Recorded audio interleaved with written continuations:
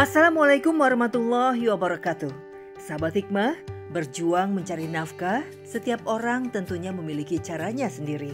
Tidak terkecuali Ibu Eha, wanita berusia 63 tahun ini pun harus mencari akal agar dirinya dapat bertahan hidup dengan keterbatasan yang dimilikinya. Ibu Eha bersusah payah mendorong gerobak kue serabinya. Dulu sebelum memiliki gerobak, Ibu Eha berdagang kue serabi hanya dengan menggunakan bakul gendong. Alhamdulillah, sedikit demi sedikit ibu bisa menabung untuk membeli gerobak. Ya lumayan, udah lama gitu, keliling-keliling juga. Ibu jualan buat nambah-nambah resiko dapur gitu ibu. Habisnya dari mana kalau ibu nggak jualan? Tadinya belajar aja sendiri gitu, nyobain. Itu ibu manggang, lihat dari mana-mana, kan ibu nggak punya pencarian di sana, daripada di rumah tidur aja jenuh ibu. Nyobain aja ibu sedikit dulu, nyobain beli tepung beras gitunya. Ya alhamdulillah ibu ada yang beli. Ibu Eha menumpang berjualan di pinggiran rumah warga di Dusun Citunggul, Desa Mekarmukti, Sumedang, Jawa Barat. Hal ini dilakukan karena ibu tidak punya cukup modal menyewa tempat untuk berdagang. Dirinya pun cukup repot karena harus membawa juga kayu bakar, tungku, serta bahan baku serabi di dalam gerobaknya. Ya ibu mah biasa aja, kalau bangun mah jam 4 udah ke depan, udah mulai gitu. Ibu kan tadinya mau jualan sama bapak nggak boleh. Habis bapaknya sakit, ya ibu dari mana? Udah aja ibu nekat dagang surabi. Bapak sakitnya sakit stroke. Untungnya surabi enggak berapa gede. Cuman 30.000, 25.000. Jika pembeli mulai sepi, Ibu Eha menjajakan kue serabinya dengan cara berjualan keliling. Panas terik sinar matahari tak pernah ia hiraukan lagi. Apalagi di bulan Ramadan ini, ibu harus pandai menghemat tenaganya agar tidak lekas letih. Yang ada di benaknya hanyalah kue serabi jualannya bisa laku terjual. Namun karena kelelahan dan usia yang sudah lanjut, membuat Ibu Eha pernah sempat terjatuh saat berjualan. Akibatnya tangan kanan ibu pun patah. Karena keterbatasan biaya, ibu tidak mampu berobat ke dokter. Ia hanya mendapatkan perawatan seadanya. Ini udah berobat, dibetulin sama tukang urut. Tuh ibu kan gitu, keblug jatuh ke bawah gitu. Untuk ibu nih kepala nggak kena tembok gitu. Cuman ini aja kena tembok. Kalau kena tembok kepala tahu dah. Setiap hari sebelum berjualan, Ibu Eha bangun jam 3 pagi untuk sholat tahajud. Berdoa kepada Allah Subhanahu wa Ta'ala agar dirinya dapat memiliki gerobak sendiri. Alhamdulillah, doa yang terus-menerus ia panjatkan akhirnya membuahkan hasil. Bu Eha mendapatkan bantuan gerobak gratis dari kenalannya sesama pedagang.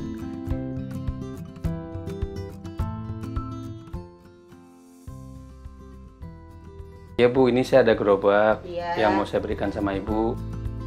Silahkan Ibu dilihat dulu. Alhamdulillah ya Pak, terima kasih banyak ya Allah.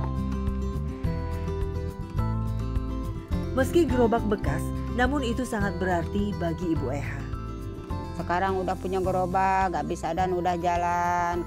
Dulu mah ibu duduk aja di situ. Udah susah ngangkutinnya kalau gak ada gerobak mah. Cuman bawa gerobak mapan semua, kalau itu mah diangkutin kan satu-satu gitu.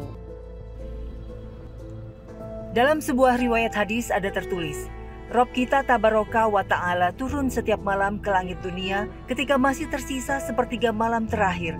Lalu dia berfirman, barang siapa yang memohon ampun kepadaku, niscaya aku mengampuninya. Barang siapa yang memohon sesuatu kepadaku, niscaya aku akan memberinya. Dan barang siapa yang berdoa kepadaku, niscaya aku akan mengabulkannya. Hadis riwayat Bukhari. Setelah mendapat gerobak, Ibu Eha pun makin giat mencari nafkah. Meski fisik tak lagi muda, Ibu Eha tetap mendorong gerobak serabinya berkeliling karena bagi dirinya gerobak serabi adalah pemberian ilahi yang harus dimanfaatkan sebagai ikhtiar menjemput rezeki. Ya ibu belajar aja nyebrang juga gitu ya. Kalau pagi-pagi suka ngedorong gerobak, ya, tapi yang penting ibu selamat gitu. Namun musibah kembali menimpa Bu Eha. Tak kuat lagi mendorong di jalanan yang tidak rata membuat gerobaknya oleng. Ibu Eha mencoba menahan gerobak yang akan jatuh. Tak kuasa menahan beban yang berat dan kondisi tangannya yang sakit membuat gerobak pun oleng. Sehingga serabi jualannya jatuh berantakan. Gerobak saya terbalik karena saya nggak kuat nahan gerobak, tangannya sakit. Habis itu barang-barang ibu terbalik, buat modalnya juga nggak ada. Habis 500.000 saya modal, jadi nggak dapat duit saya karena rodanya terbalik. Ibu Eha bercerita bahwa tangannya masih sering sakit sehingga harus hati-hati dalam mendorong gerobak. Tapi semangat untuk tidak tergantung dengan anak membuatnya terus bersemangat menjual serabi dengan gerobak andalannya. Harga satu serabi dijual Ibu Eha Rp1.500. Meski cukup murah, namun tetap saja Ibu Eha kadang mendapatkan perlakuan tidak baik. Ada saja pembeli yang tidak mau membayar dagangannya. Nggak mau ini mah gosong. Ya udah bawa aja, gosong bawa aja. Udah nggak apa-apa, ambil aja ya. Terima kasih ya Bu ya. Iya. Terima kasih ya. Selama di bulan Ramadan yang penuh keberkahan ini, jam 2 pagi Ibu Eha sudah terbangun. Ia sudah sibuk menyiapkan dan bersantap sahur bersama Walsan, suami tercintanya. Sahabat, Rasulullah SAW menganjurkan umatnya untuk melaksanakan sahur selama di bulan Ramadan, bahkan meski hanya dengan seteguk air saja. Bersahur itu adalah suatu keberkahan, maka janganlah kamu meninggalkannya, walaupun hanya dengan seteguk air, karena Allah dan para malaikat bersolawat atas orang-orang yang bersahur. Hadis riwayat Ahmad. Allahu Akbar, Allahu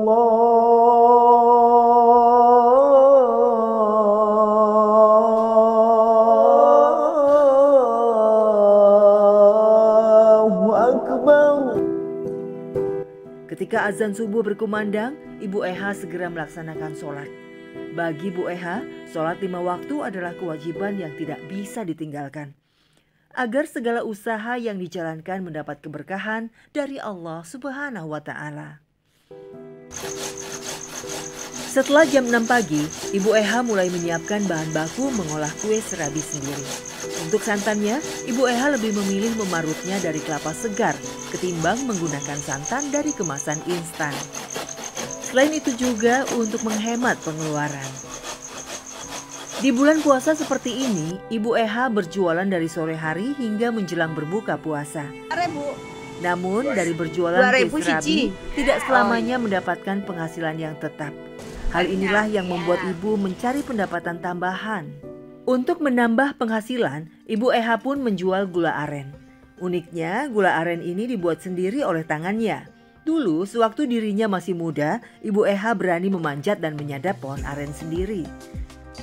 Masya Allah, sebuah perjuangan yang cukup berat ya, sahabat hikmah. Jarak dari rumah ke kebun aren itu ada 3 kilo. Udah aja ibu mah jalan kaki. Ada pula aren mah jangan orang sembarangan. Kalau di Sumedang, pohon aren itu adanya di pinggiran juang, takut sekali ngambilnya. Dengan kondisi fisik yang tak sebugar dulu, Bu Eha tidak berani memanjat batang pohon aren. Kini ia mendapatkan air nira dibantu oleh orang yang diupahinya. Setelah mendapatkan nira yang cukup banyak, Bu Eha mulai mengolahnya. Air nira disaring terlebih dahulu, kemudian dimasak dalam wajan hingga mendidih. Diaduk hingga mengental, setelah itu didinginkan selama beberapa menit. Kemudian Ibu Eha pun mencetak gula arennya. Menurut Ibu Eha, air nira sangat mudah menjadi masam, karena itu proses pembuatan gula aren harus tepat waktu. Gula aren yang telah jadi ia bagi dua. Sebagian untuk dijual ke warung, sebagian lagi untuk dijadikan kuah serabi. Makasih ya Bu, sama-sama. Dalam proses pembuatan serabi dan gula aren, Ibu Eha pun kerap dibantu suaminya, Pak Walsan. Namun, Pak Walsan tidak bisa membantu terlalu berat. Dirinya sempat terkena stroke 3 tahun yang lalu. Alhamdulillah, saat ini sudah berangsur-angsur pulih. Pak Walsan pun tak mau larut dalam kesulitannya. Pria berusia 71 tahun ini dengan sabar dan tawakal menjalani usahanya, yakni berkebun timun. Berkebun timun, musuh utamanya adalah ulat yang dapat menyerang kebun. Timun masalahnya kutu banyak kutunya, kalau udah gede harus dibuang, dapatnya sedikit kalau kutunya nggak dibuang. Selain berkebun timun, untuk menambah penghasilannya, suami Ibu Eha pun membuat sapu lidi. Ia membuatnya dari daun pelepah pohon nira. Setelah Pak Walsan mengumpulkan cukup daun nira, kemudian dibersihkan, hanya diambil bagian batang daunnya saja. Setelah itu dijemur. Jika sudah kering, tinggal disatukan membentuk sapu lidi seperti Yang ini mah kering, yang ini mah basah, belum dijemur. Menjual sapu lidi Abah Walsan lakukan untuk biaya berobat dirinya.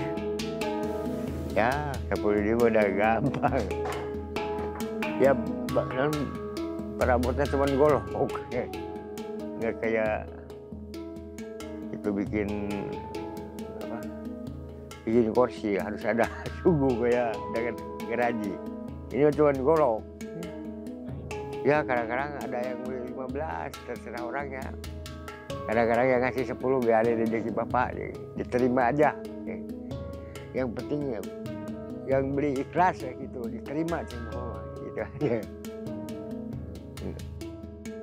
Walaupun kehidupan ekonomi Ibu Eha dan Pak Walsan penuh keterbatasan, namun keduanya tidak pernah mengeluh sedikit pun. Ia selalu bersyukur pada Sang Ilahi. Bahkan di sela-sela hiruk-pikuk kesibukannya, Bu Eha masih mau menyempatkan diri untuk melatih anak-anak di sekitar kampungnya untuk belajar mengaji. Kalau di bulan Ramadan biasanya Ibu Eha itu suka ngajar ngaji anak-anak. Biasanya sering kesini ke rumahnya ngaji gitu anak-anak. Terus kalau kan dia juga jualan serabi, suka bagi-bagi ke anak-anak yang ngaji biasanya. Iya, di bulan Ramadan yang penuh kemuliaan ini, ibu tak segan berbagi ilmu kepada orang lain. Setidaknya ia bisa mengamalkannya sebagai ladang pahalanya di akhirat kelak. Dengan penuh kesabaran, Bu Eha mengajarkan anak-anak ini cara membaca Al-Quran agar kelak bisa menjadi para penghafal Al-Quran selanjutnya. Sahabat hikmah, Allah Ta'ala tidak melihat seseorang dari baik atau buruk rupanya, tapi dari amal perbuatan kita, seperti sosok Ibu Eha dan Pak Walsan yang tetap bersyukur dalam kondisi ekonomi yang pas-pasan. Bagi Ibu Eha, ibadah yang luar biasa dan agung adalah bersyukur, karena kehidupan dunia penuh dengan tantangan dan cobaan. Sebaliknya, orang yang senantiasa merasa tidak puas selalu merasa kekurangan. Ia merasa Allah Subhanahu wa Ta'ala tak pernah memberi kenikmatan kepadanya. Seorang mukmin itu sungguh menakjubkan karena setiap perkaranya itu baik. Namun tidak akan terjadi demikian kecuali pada seorang mukmin sejati. Jika ia mendapat kesenangan, ia bersyukur dan itu baik baginya. Jika ia tertimpa kesusahan, ia bersabar dan itu baik baginya. Hadis riwayat Muslim. Sahabat hikmah, kenapa kita lebih sabar ketika menjalani ibadah puasa? Ramadan mengajarkan bagaimana nilai-nilai kesabaran dapat terinstal secara sempurna dalam diri manusia. Pertama, kita sejak awal memang sudah menempa diri untuk lapar dan haus di siang harinya. Jadi kita memang bersemangat sejak awal mulai dari bangun sahur. Artinya kesabaran itu memang harus menjadi pilihan sejak pertama. Suatu hari Rasulullah SAW sedang melewati seorang perempuan yang sedang menangis di depan sebuah kuburan. Rasulullah SAW langsung berkata kepadanya, Ittaqillah wasbiri. Bertakwalah kepada Allah dan bersabarlah. Kata-kata ittaqillah menunjukkan bahwa perempuan itu menangis lebih daripada semestinya. Sebab agama ini mengakui bahwa perasaan sedih dan menangis adalah hal yang sangat normal dalam kehidupan manusia. Tapi kita tidak boleh berlebihan ketika gembira, tidak boleh berlebihan pula ketika bersedih. Jadi ada sikap pertengahan di dalam diri manusia. Lalu poin kedua yang ingin Nabi sampaikan adalah bersabarlah. Bahwa hidup ini memang berisi kehilangan, pengkhianatan, kesalahan-kesalahan orang lain kepada kita. Atau hal-hal yang tidak kita inginkan tiba-tiba terjadi begitu saja. Ketika orang-orang memberitahunya bahwa yang tadi menasehatinya adalah Nabi SAW, perempuan itu segera mendatangi Nabi, mengetuk pintu Nabi SAW dan berkata, "Ya Rasulullah, aku tidak tahu bahwa yang tadi menasehatiku adalah engkau." Kata Nabi, "Innamas sabru 'inda sadmatil ula." Sesungguhnya sabar itu sejak pukulan pertama. Kita dapat bercermin, meneladani, melihat bahwa bukan hanya kita yang diuji dalam kehidupan ini. Memang ujian sifatnya berbeda-beda bagi setiap orang. Tapi Allah Subhanahu wa Ta'ala tidak pernah membebani kecuali jauh di atas kemampuan kita. Ujian pun datang silih berganti. Namun tak ada kata menyerah bagi para pencari rezeki ini. Bagi Ibu Eha penjual kue serabi, Pak Warsa pembuat caping warna-warni, dan Ibu Suhaisi pembuat opak, hidup mesti terus berjalan. Ikhtiar dan doa menjadi kunci untuk menghadapinya. Semoga tayangan hikmah kali ini dapat membawa manfaat yang bisa kita petik. Menggali hikmah, menuai berkah. Wassalamualaikum warahmatullahi wabarakatuh.